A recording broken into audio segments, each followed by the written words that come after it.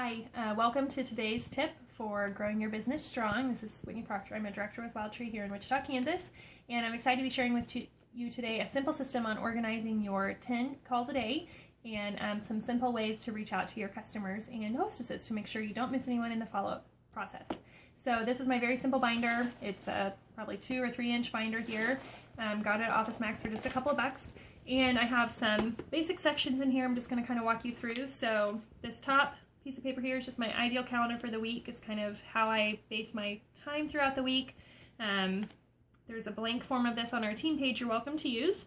The next tab is just information on the compensation plan and our commission calendar. And so if I'm talking with a rep on the phone and they have a question about bonus levels, I can always answer their questions with quick, easy reference without having to second guess myself. The next section is my somewhat messy section of lead lists that I've made throughout the last couple years. So probably the most important one for our newer reps is to see my list of 100. So this is the list of 100 I made when I first started my business, and I always kept it in here. I always go back to it and refer to it, and anyone that has a check mark next to their name is someone that has eventually done business with me over the last year and a half. So it's kind of encouraging to see that about 92 of the people that I had on this list that some form or another have done business or joined the business with me. So I keep that in here, and then this next section, it's just tabs that are divided 1 to 12, so represent the months of the year, and this is where I organize my 10 calls a day.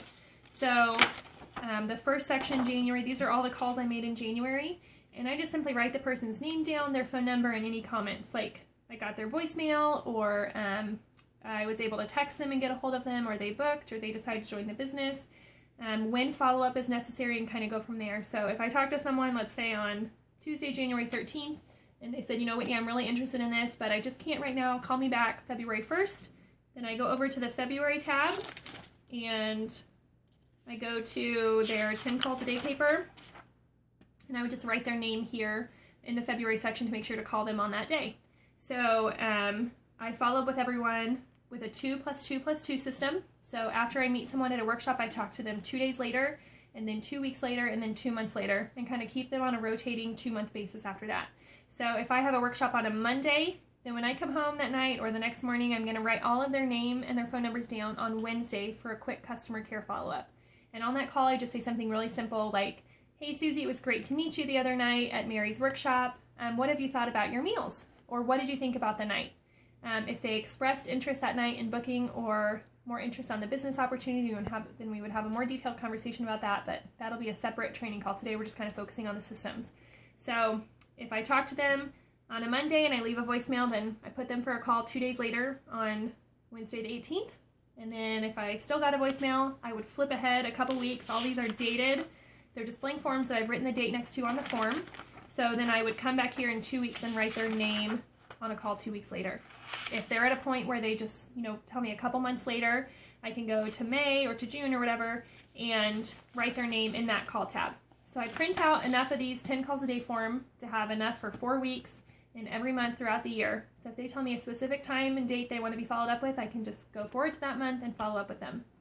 So I've got my tabs 1 through 12 here, and the next section of my binder is labeled A through Z. And so this is where I organize my coaching calls for my team, but this could also be a place where you organize maybe different leads that you're reaching out to or prospects for your business or for hostesses. But in each tab, I just have my rep's name and some information on them and what we're currently coaching on. So this is just a really easy system to kind of keep everything together in one place. This is the only binder that I use for organizing my business. I try to just really keep it all in one place so that when I travel, it's really easy just to pick it up and go.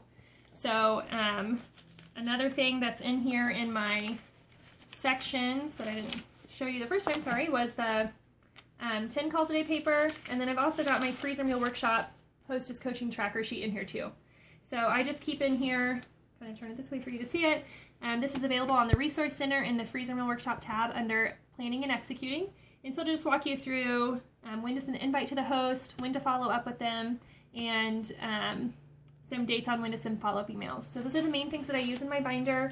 It's pretty simple to use, but it just is a great way for me to follow up with my customers, potential hosts, and prospects for the business. So I just encourage you to create some system for yourself that allows you to follow up consistently with your customers. So I hope this tip is helpful for you today. Good luck organizing your business, and we'll see you soon.